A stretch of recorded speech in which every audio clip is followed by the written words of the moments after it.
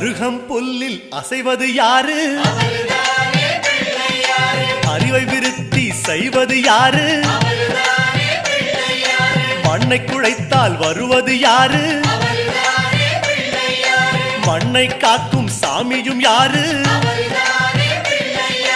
வெள்ளையருக்கில் உள்ளது யாரு? வெற்றி கொடுக்கும் நாயகன் யாரு? முன்னே வந்த சாமியும் யாரு? அவரும் வாழ்வது எங்கே கூறு?